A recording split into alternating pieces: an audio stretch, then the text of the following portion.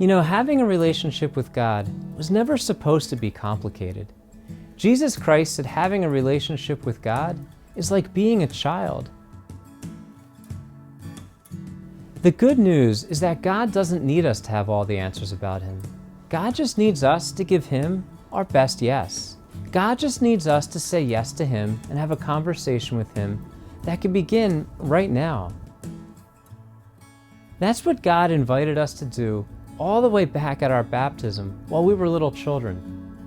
As little infants, we could not possibly fully comprehend the mysteries of God. And yet God invited us to have a personal relationship with Him as infants. And if God is willing to have a relationship with us while our thoughts about Him are literally infantile, God is willing to have a relationship with us as adults while we're ignorant of certain truths about Him right now.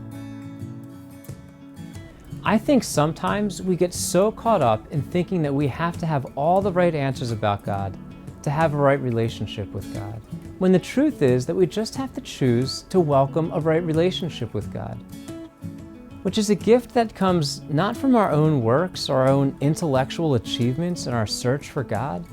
It comes as a gift of God's grace. You see, you could know a whole lot about God and still be living outside of a relationship with God.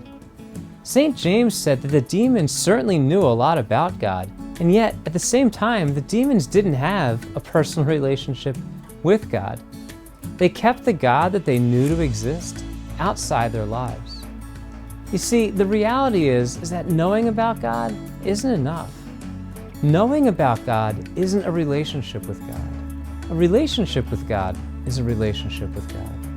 And a relationship with God, according to the Catechism and according to Scripture, is just a personal conversation. It's just prayer. And grace, at the end of the day, is just undeserved and unearned love that invites us to have that relationship.